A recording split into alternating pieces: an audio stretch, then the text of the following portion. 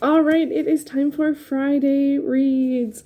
Hey everyone, it is Shannon, and I'm super excited to be here today and to share with you this video. In my Friday Reads video, I share how my reading has been going, including what I finished, what I've started, and anything interesting about what I'm carrying over week to week. If I'm carrying anything over, I'm usually carrying something over week to week, and this week is no exception. I can't be both if there's more than two. I have finished things, I have started things, and I have carried over things. And that's why I structure my Friday Reads that way, is because that's kind of how I read. All right, let's start, as always, with the finishes. And I did finish Vengeance of the Pirate Queen by Tricia Levenseller. This is the third in the Daughter of the Pirate King series, and it's a good thing I finished it, because there is a live show, which will have been yesterday. So I'm recording this after I finish this, but before the actual live show. I am reading this with Izzy and Kay Kelly. We read the first two books, I believe last year it was, and this is sort of a third book, but it feels a bit like, it's not a side story or anything like that. It's a full novel, but it is about it has a different person as the protagonist. The first two books had the same protagonist, and this has a different protagonist. It is a sort of adventure story with some magic elements, and it is YA. I did look it up, and it is YA. I can't remember if I mentioned that last week, that it feels very YA to me, and that's because everything is very heightened emotionally, and it sort of always feels like on the edge of the extremes, in terms of sort of like emotional stuff. And for me, that's a bit of a hallmark thing for YA. Hallmark is not the right term, but I think you probably understand what I mean. Calling card, perhaps. And so I won't get too much into the story, because one, is the third in the series. I enjoyed the characters. I like the protagonist a lot. I was very excited when we found out who the protagonist for this book would be. But I did feel that it was very YA. And that's fine. I just don't read a lot of YA. And I do feel that although there was interesting elements of adventure, and it is pirate, and, a woman captaining a ship, it's mostly female pirates, although there are some male characters. But I do feel like it's really a romance at heart. Although there is plot, I often felt that the plot was there to provide character development and romantic tension, interest stuff. And that's, again, why it feels pretty YA to me, is that it sort of is all about the emotions. I don't know if other people feel that way about YA stuff. I think I do. And I think that's one of the reasons why I don't read it as much, because I prefer, if we're going into that realm of things, I would prefer to read adult fiction.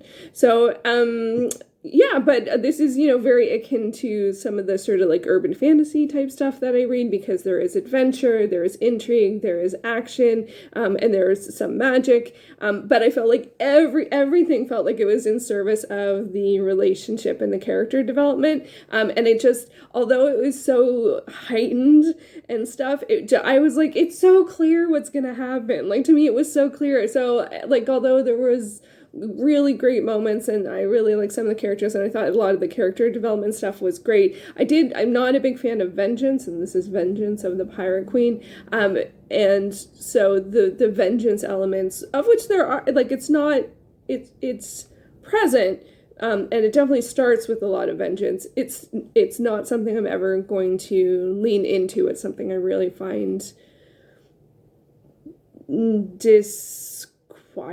That's not the right term. It just, unappealing, perhaps, might be clearer.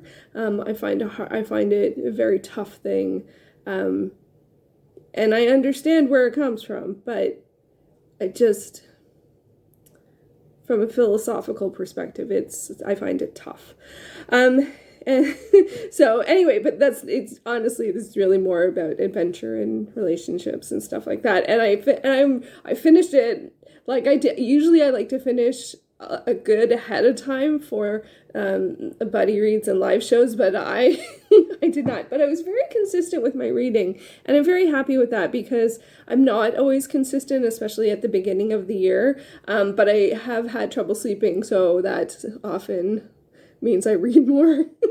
So it's not that I've had trouble sleeping, it's just my sleep schedule just sort of has gotten a little off kilter and a little later, like just being up, not even a little later, a lot later. But, I did end up finishing the book, so go me. So I'm looking forward to hearing what Izzy and Kay Kelly thought of the book, and so I'm looking forward to that live show, which will be on Izzy's channel.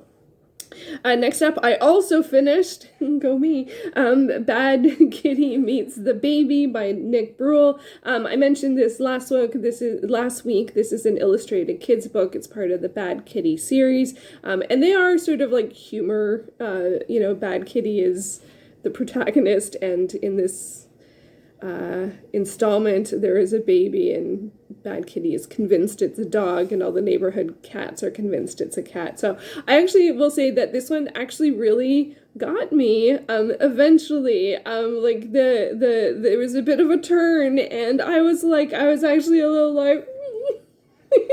So I was surprised at that because I've been a little sort of like unsure on how I feel about the series. It's fine, it's entertaining, it's fun, but the whole like Bad Kitty thing, like is the kitty bad? I don't know. Anyway, but the books are on Scribd, which is now Everand, and I like having series that I can just go to the next one and the next one and the next one. And this one is pretty fast because it's quite heavily illustrated, and so I think I probably will just keep reading it.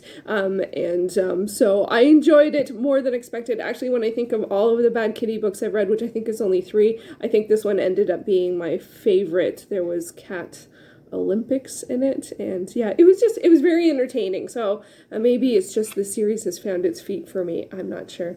I also did start, and I got the original cover, or the covers that I'm familiar with for this, but it's very, very white, so it probably won't come up very well, but I just wanted to show, yeah, it's not really good. So I continued the Beatrix Potter reading, and the second book is The Tale of Squirrel Nutkin. I'll get this one will be better for film. Oh, it's not great though. Ooh, is the orange too light, or is it the orange? Let's find a good. That's as good as I can get, I think. No, I look a little orange. Oh, well, it's okay. So, last week I did mention I started reading the Beatrix Potter books, and I read the Peter Rabbit one. So I'm reading The Tale of Squirrel Nutkin. This one I haven't finished yet. I'm halfway through. It's really cute. Squirrel Nutkin is one of many squirrels who traverse they say like a body of water. Is probably like a stream, or it's not as big as a lake. I don't know how big lakes are, but anyway, so a bunch of squirrels go across the water, and most of them pay homage to this owl in some way, shape, or form, so that they can harvest nuts and fruits, and then they come back. But Squirrel Nutkin sort of has a bit of a different tempo, and instead of being like very like honoring of the owl, Squirrel Nutkin sort of like tells like riddles and limericks and stuff like that. It's actually quite cute. And they're very jaunty. You can tell by the depiction of the squirrel. They're a very jaunty squirrel. And so I'm enjoying it. I don't know where it's going to go. I don't know if the owl is going to warm up to the squirrel, or if the other squirrels are going to be like, just stop talking, which is what I kind of feel like the other squirrels are doing. But they don't tell Squirrel Nutkin not to talk this way. It's just... they just have a bit different tempo and energy, so it's quite enjoyable. So, but started but haven't finished it. Also started but haven't finished. Oh, and I can't decide with the Beatrix Potter ones, because I imagine they're now in the public domain, because on Everand there are so many different copies, and I was going to...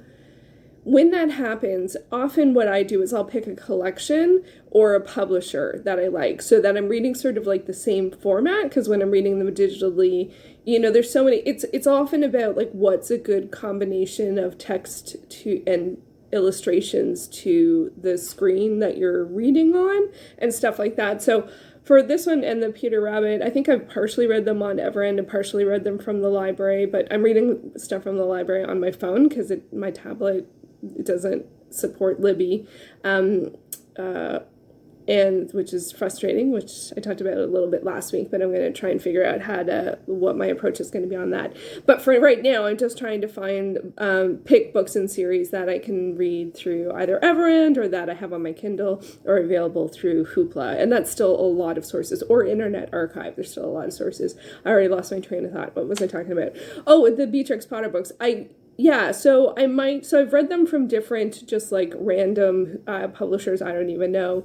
But I think, and I was going to pick a collection, but when you pick a collection, you're reading like one title from page like 36 to page like 87. And it's like, how many pages is that? I know it's 51, but it's like, what if it's 72 to 114? Then it's like, it's like 26 plus 14, 40? No, it can't be, because they don't have the same at the end. Anyway, I just picked random numbers.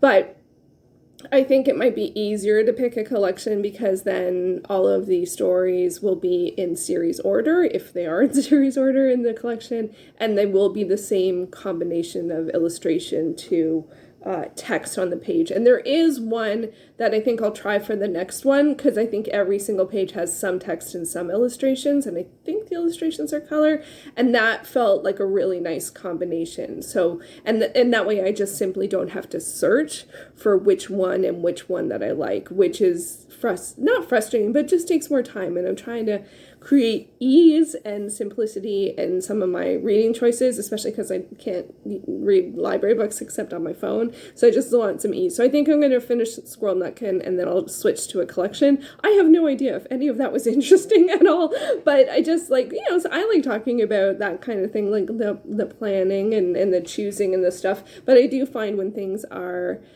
become part of the public domain, like so many copies are available, and so it is sometimes hard to choose. Usually I choose a publisher, but with the Beatrix Potter, that hasn't stood out yet, so I might switch to a collection next time. So we'll see how things go. First I have to finish Squirrel Nutkin. I'm getting ahead of myself. Next up, I also did start reading, what is it called? March Comes In Like a Lion, Volume 1. Oh, that's very light as well. Let's see if we can... Close enough. That's the best I can do, I think. This is by Chica, Umino, and this is a manga that's available to read on Scribd. I'm trying to test out reading some manga and comics on Scribd. It's not, again, this is more of a formatting thing. It takes a while for the pages to load, so it's not as fast as when I read them from the library. And Hoopla does have some manga now, but I think they have the same collection or publishers as Everend, which is Scribd. Sorry, I'm using them a little interchangeably today. I'm getting used to it being rebranded. So anyway, but this, so I picked this manga as a sort of test case to try and read it on Scribd. I was a little thrown off because you read it like a North American comic. It is formatted so that it is front to back and back to front is not the right term. How you swipe it, I can't remember which is left to right and which is right to left, but it is structured like a North American comic, which most of the manga I'm reading wasn't. So I have to get used to that, and I'm also trying to figure out if the reading order is right to left or left to right, and I can't quite figure it out. Usually I find with manga it's often a bit more like a lightning bolt, so it's like up, down, up, down. Depends, and it always takes me a little while to get used to each series or artist, what the rhythm of it is. So this one I'm finding a little hard to figure out, but it is a test case, so I'm using it as a test case. In terms of the story, we follow a high schooler who is like a really high-level player in a game. The game looks a little like, I'm not familiar with it, I can't remember the name of it. It's something like, like chess, something like chess. And so, but they're a very high-ranking, famous even player. And it's sort of about, it feels like it's told a little bit in flashbacks and a little bit in present, in terms of them and what's going on. I'm having a little, as you can probably tell, I'm having a little hard time figuring out the story. I think because there's a little bit of remembering and then present, and I'm not familiar with the game. I'm not familiar with any of the characters. I can't quite figure out the people. He was at someone's house, but it wasn't his house. But I'm like, where does he live? So I'm having a little trouble clinching onto the story. But I think that's a lot. I think it's a lot of it is for me just getting used to the format stuff. So anyway, it is a test case, and obviously I am testing it. So let me know if you have read March Comes In Like a Lion. I am completely unfamiliar with it. I really just picked it after searching for a little bit, and I was like, okay, I'll try this one. But it is a bit of a slow load, so I might see if I can use Hoopla for my manga reading and pick some series there and see if I like that better. So we'll see how things go. But I did start that. I might have started that before last week. Yeah, but I didn't talk about it last week. I am carrying over The Mysterious Affair at Styles by Agatha Christie. This was a random start because I just needed something to read at some point. And then I started reading Vengeance of the Pirate Queen, so I went back to that. So I think now that I've finished Vengeance of the Pirate Queen, I can get back to The Mysterious Affair at Styles. This is the first in the Poirot series, and it's interesting because I can totally see, like, not where it's going, but some of the, like, again, hallmarks, that's not the right word, calling cards, I don't know, what would ear something? Anyway, the indicators, the repeated indicators of sort of like the works of like the Poirot stuff or Agatha Christie stuff or just like mystery stuff. I'm not a mystery reader. I read a couple Poirots every year. I don't know, usually because they're adapted to film, honestly, and I really like David Suchet, so if anything's narrated by him, I'll listen to it. But this one I'm reading, I have it on Kindle. I got it for free at some point, and it's the first, and yeah, and so I'm very early days, it's set, it sounds like it's going to be not necessarily a locked door mystery, but definitely like a closed environment, and I thought, and it is kind of cool, like now that I've watched some of the TV show, the one with David Suchet, and I've read some of the short stories and I've read some of the novels, what I really am liking about this one is that it's the first time we as the audience or as the reader see Poirot and Hastings, and that scene, I was like, I was just like, it's just like a couple of paragraphs, and I was like, oh yeah, like there's some, they're not always both in all of the things in the TV show, definitely, and I didn't even pick up on Hastings as a character from any other iteration of either reading or watching any of the films, but when you watch the TV show, seeing Poirot and Hastings together, I'm like, oh my gosh, like this friendship, they're really, there's something there. So anyway, so that's sort of been the hook for me. And so I'm still early days. The incident has happened, and now Poirot is going to come. I think the next chapter is literally called Poirot Investigates. So I'm really looking forward to that and seeing where that goes. I am also continuing to read. I got back to a little bit not War of the Ancients, the Sundering, which is the third in the WarCraft War of the Ancients series. I also play World of Warcraft. I've been playing a lot in the past, a while. So it's interesting to read this because this is around the Burning Crusade. It was before the Burning Crusade expansion came out, but there's a lot of the game has had, like, I don't know if the current Dragonflight is I think it's the 10th, I think it's the 9th expansion, and the next one will be 10, 11, and 12. So there's a lot of content, and there's a lot of repeating characters. So sometimes it's confusing to read a book that was made between the first and second expansion. We were playing the 9th. And mostly, I actually don't play the 9th expansion. Mostly, I play probably Legion, which has a lot of this kind of stuff in it and characters from this. Anyway, but I only just got back to it. So I think this and Mysterious Affair at Styles are going to be sort of my novel reading.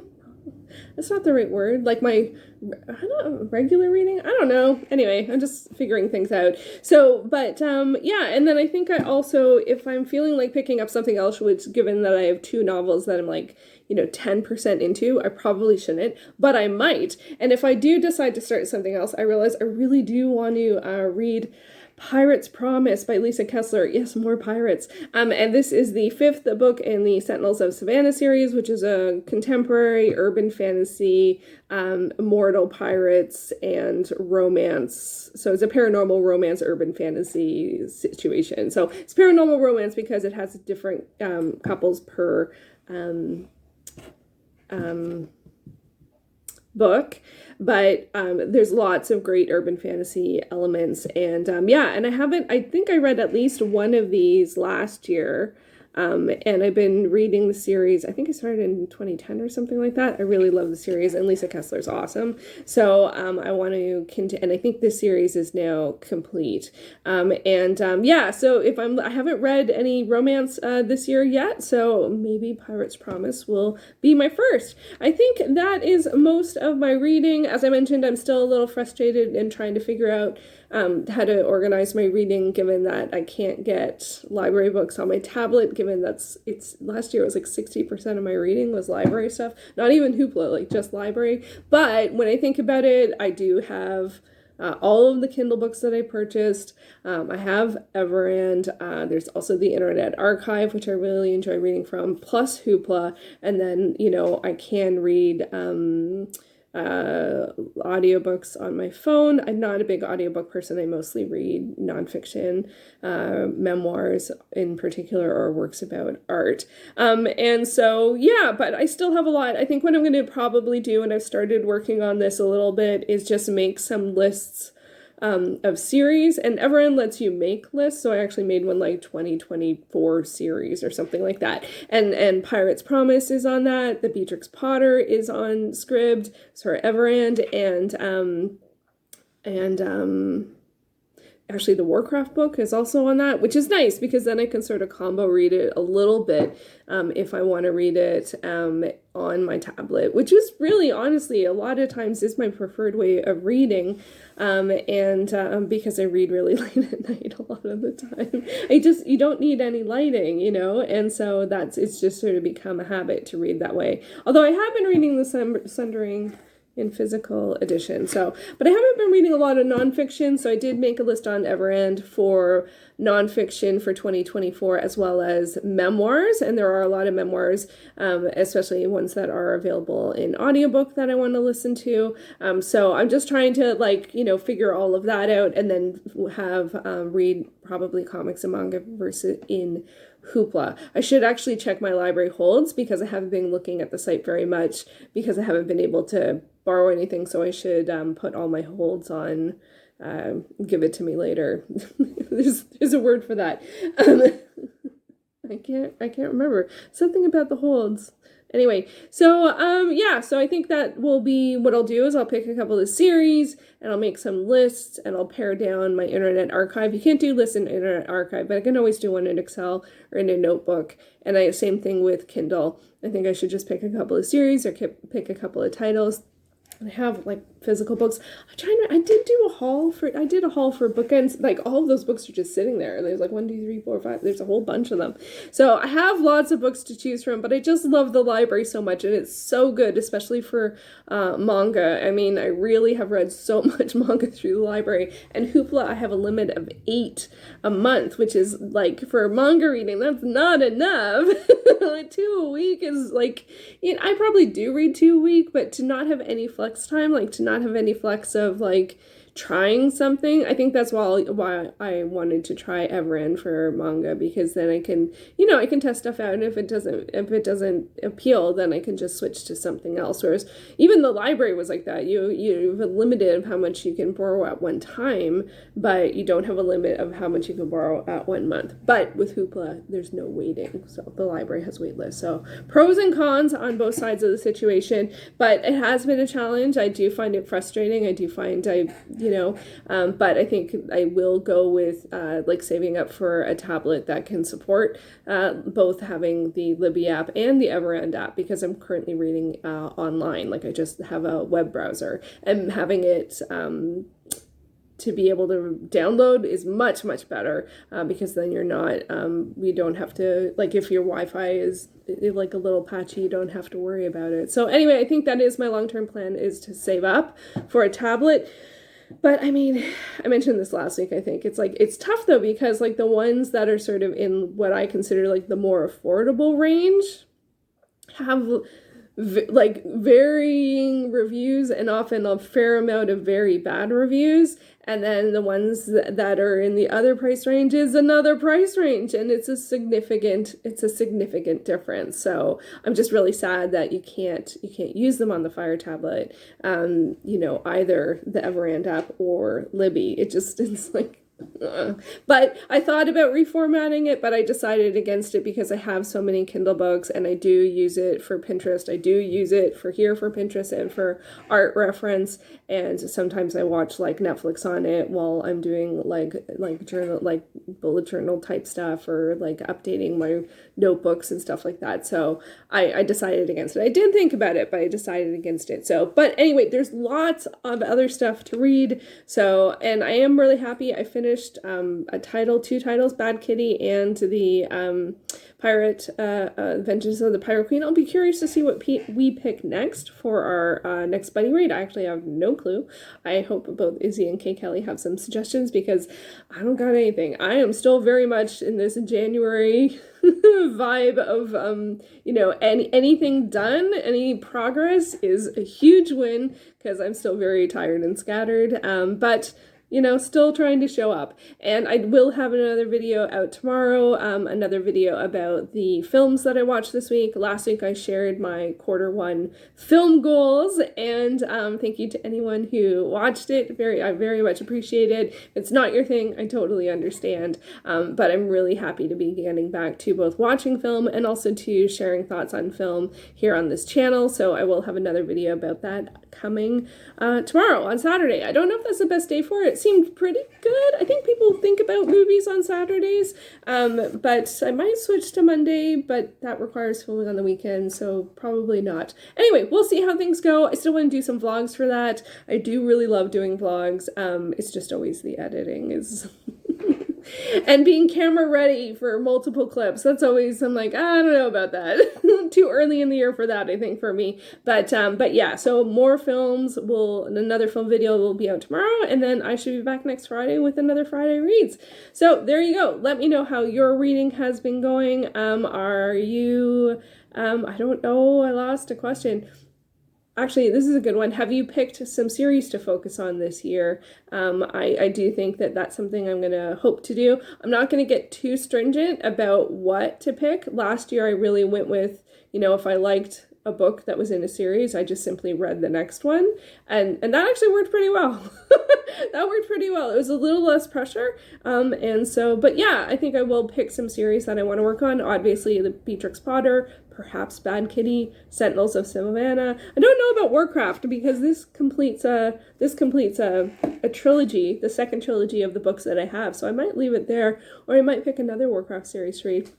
I don't know. I have so many fantasy novels on my backlog, and they're so long. They take so much time to read. So I feel like I should read something else because I play WarCraft. So anyway, so yeah, that's the question of the day. Have you picked any series that you would like to read in 2024? I am working on it, and we'll see where that goes. Okay, thank you so much for watching. I will be back with another video soon. Take care.